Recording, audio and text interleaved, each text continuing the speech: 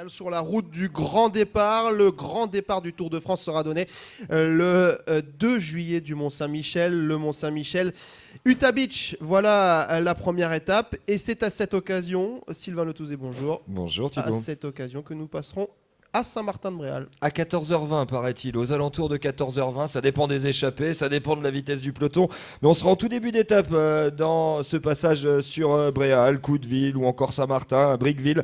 Là on sera vraiment dans le début d'étape, alors peut-être y aura-t-il déjà nos Normands échappés, on ne sait jamais, mais en tout cas on sera dans ce qui sera vraiment le tout départ de ce Tour de France 2016. Alors on aura les premiers jalons de plantés et cette première étape, on l'a déjà évoquée à maintes reprises, elle devrait se terminer au sprint, à moins que le vent ne se mêle de la partie notamment.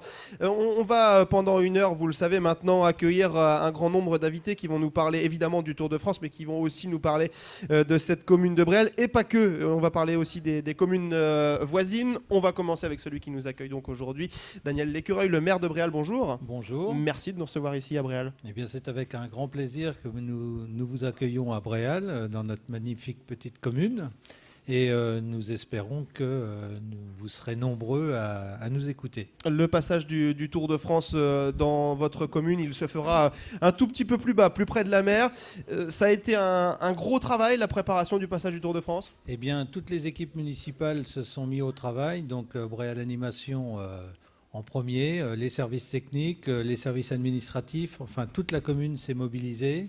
Et nous avons sollicité aussi l'aide de toutes les associations bréalaises pour pouvoir offrir aux Bréalais et à nos voisins une fête du vélo vraiment pour ce 2 juillet et nous l'avons préparé avec beaucoup d'ardeur. Monsieur le maire, parmi les 137 communes dans la Manche traversées par ce grand départ et ces 3 jours de tour, il faut réussir à sortir du lot. Comment on fait pour sortir du lot ? Eh bien, en restant ce qu'on est, c'est-à-dire une commune très agréable, touristique, souriante avec le soleil un petit peu caché en ce moment, mais beaucoup de soleil sur Saint-Martin-de-Bréal. Et c'est vrai qu'à cette occasion, nous avons souhaité nous associer avec une commune voisine, avec Couteville, pour préparer des festivités de manière à pouvoir offrir...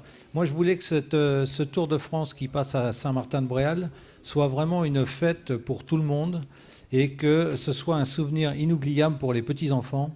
Et donc, nous avons axé toute l'animation de ces 2 jours, parce que nous allons faire une animation aussi le vendredi.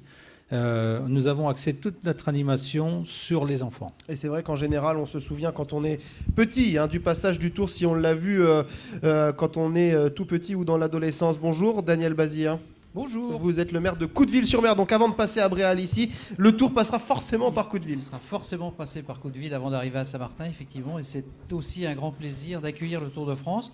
Je crois que c'est quelque chose qui n'est jamais apparu chez nous, au moins dans l'agglomération, puisque Couteville, plage comme Saint-Martin, plage est une agglomération, donc fait partie de l'agglomération. Donc c'est un grand plaisir d'accueillir effectivement le Tour de France. Je crois que le Tour fera un tout petit passage dans les terres, enfin à peu près dans les terres, avant de retrouver le bord de mer à Couteville. Ça devrait être à peu près comme ça. Le Tour, il vient de Donville, Bréville-sur-Mer, donc, et ensuite il s'écarte un peu de la mer pour revenir donc sur le bord de mer à partir de Couteville-Plage ici. Voilà, il passera par ici d'abord, Sylvain, avant d'aller retrouver Créance. On en reparlera tout à l'heure. Très important. On va faire un petit clin d'œil à votre commune, aussi la commune de Créance, mais ça on en parlera tout à l'heure. Messieurs, le programme des animations, il est énorme. Vous avez prévu énormément de choses. Qu'est-ce qu'il ne faudra pas manquer, Daniel Lécureuil ? Eh bien, ça, je vais laisser le soin à Michel Cans qui va intervenir. Juste après, il va nous rejoindre juste après. Je vais laisser le soin de vous décrire les animations qui sont prévues. Mais en fait, nous, ce que nous avons voulu, c'est faire venir toutes les personnes sur le centre de Saint-Martin-de-Bréal, qui est un petit peu excentré par rapport au bourg de Bréal. Et nous avons voulu les faire venir sur Saint-Martin-de-Bréal pour que justement ils participent à cette fête. Donc il y a beaucoup d'animations, des jeux qui sont organisés avec les enfants, avec les adultes, des jeux interactifs avec la commune de Couteville, puisque nous avons à peu près entre Couteville et Bréal 1 kilomètre de plage. Donc on va organiser plein de manifestations au bord de la plage également. Et puis, ce qu'il ne faut pas manquer non plus sur Saint-Martin-de-Bréal, nos amis de Briquet ne sont pas là, mais c'est le Havre de la Venlay. Vous savez que le Havre de la Venlay, c'est quelque chose de formidable. C'est un site classé qui est sur la commune de Briqueville-sur-Mer. Et donc, le Tour de France passera également sur la route submersible du Havre de la Venlay. Voilà, la route submersible qui sera renommée pour l'occasion avenue des Prés-Élysées. Ça sera demain d'ailleurs une inauguration qui aura lieu, non pas demain, jeudi à 14h, l'inauguration de cette avenue des Prés-Élysées. Et on fait un petit clin d'œil à Briqueville-sur-Mer également, juste à côté. Michel Cans va nous rejoindre pour parler justement des animations. Juste avant, un dernier mot, Daniel Lécureuil, sur cette commune de Bréal. Évidemment, il y a la vie à l'occasion du passage de ce Tour de France, mais je sais que Saint-Martin est un lieu qui vit beaucoup l'été. Oui, tout à fait. Et nous avons, la municipalité, nous avons souhaité aussi développer l'activité touristique sur Saint-Martin-de-Bréal. D'ailleurs, il en va de notre avenir à tous, puisque, on le sait, nous vivons beaucoup de l'activité touristique. Et la municipalité se penche actuellement sur des projets d'investissement et d'aménagement sur Saint-Martin pour rendre la station de plus en plus touristique. Sylvain, un dernier mot avec Daniel Bazir sur une photo qui vient juste de vous transmettre. Ça m'a interpellé, donc je vais la montrer à la vidéo. C'est quoi cette photo ? Voilà, ça c'est une idée du comité des fêtes et d'une personne en particulier, Francis, donc à lunettes, et donc qui a souhaité créer donc un vélo, format vélocipède, c'est de la création pure, donc qui a été créé par un ferronnier local et les gens du comité des fêtes qui ont donc posé des coquillages, tous les types de coquillages que l'on peut pêcher sur notre littoral. Je trouve ça très superbe, c'est magnifique et je les en remercie encore une fois. Merci Daniel Bazir. Ça fallait être sur le tendanceouest.com pour le voir. Juste avant qu'on remette l'église au centre du village, comme disait notre confrère Pierre Salviac, par rapport aux arrivées éventuelles vers Saint-Martin-de-Bréal et au niveau des routes fermées, pas fermées, on va remettre les choses en place. Un petit mot sur votre commune aussi, monsieur le maire de Bréal. Oui, tout à fait. Notre commune, on a fait notre recensement là au début de l'année 2016, au mois de février, et donc la commune continue d'évoluer démographiquement. Nous avons actuellement 3364 habitants, enfin c'est ce que nous avons dénombré. Ces chiffres doivent être confirmés par l'INSEE.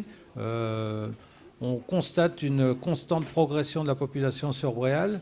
Nous faisons tout ce qui est nécessaire justement pour pérenniser cette population et puis pour pérenniser les services qui ont été mis en place dans notre belle commune. Et donc, nous avons des projets d'investissement qui sont relativement importants et ambitieux, notamment avec la ZAC de la Chênaie, qui devrait faire un nouveau quartier dans les 10 prochaines années. Juste un dernier petit mot par rapport à la route. Il y a eu des rumeurs qui ont circulé, c'est pour ça que je vous en parle, parce que j'ai entendu ces rumeurs. Évidemment, Saint-Martin sera accessible le jour du Tour de France. Tout à fait. Disons que nous avons eu des sueurs froides hier matin. Et donc, nous avons été rassurés. Le plan de circulation que nous avons diffusé sur Saint-Martin et au Bréalais est bien celui qui sera mis en place samedi prochain. Oui, on peut souffler. On accueille un troisième invité. On est toujours avec la municipalité de Bréal. Michel Cans, adjoint aux affaires culturelles de la ville de Bréal. Bonjour. Bonjour. Et merci d'être avec nous ce midi.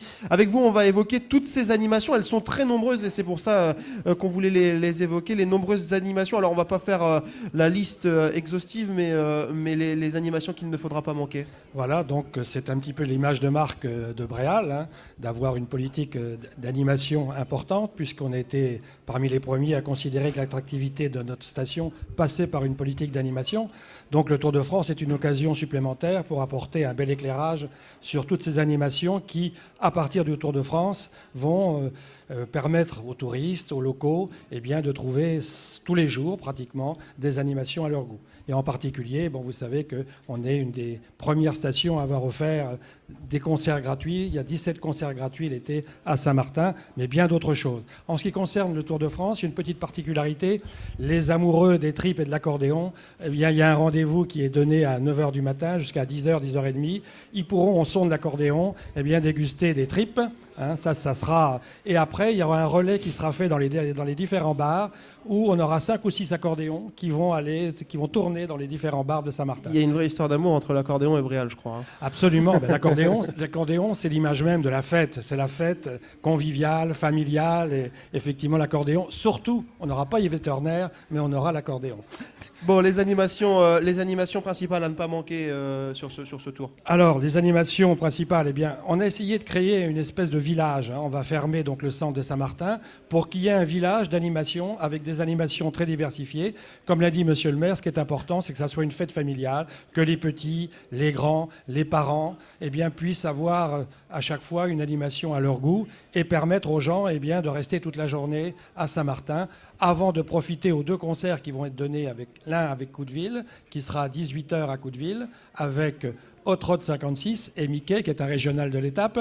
Et puis chez nous, après, bien sûr, comme d'habitude, à 21h30, on aura le groupe emblématique Strandug. Michel Cans, est-ce que c'est l'ouverture idéale pour une saison estivale, le Tour ? C'est la cerise sur le gâteau. On ne pouvait pas mieux espérer que d'avoir le Tour de France, parce qu'effectivement, ça va être une image renforcée de l'attractivité de notre belle station, et ça va donner, j'imagine, envie à plein de gens qui vont, grâce au Tour de France, découvrir Saint-Martin, d'y revenir, car ils sauront qu'à Saint-Martin, même si on n'est pas sûr d'avoir le beau temps, on est sûr qu'il y a de la joie de vivre et qu'il y a des animations. Les animations, justement, pendant l'été, je sais qu'il y a un festival qui fonctionne plutôt bien. Un petit point sur ces animations. Donc à 10h, il y a installation de l'objet flottant non identifié, car vous savez maintenant qu'on est un petit peu identifié à travers... La capitale de l'objet flottant non identifié. Je crois que nationalement, on doit être parmi les quelques compétition originale de ce type. Et je sais qu'il y en a sur les rivières, dans les estuaires, mais sur la mer, je ne pense pas qu'on soit très nombreux. La preuve, c'est que pour nos 10 ans, on a eu un éclairage national, puisqu'on a eu un 13h sur les objets flottants non identifiés.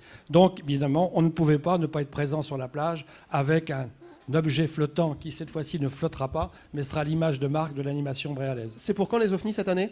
Les OFNI, ça sera donc le 14 août. Le 14 août.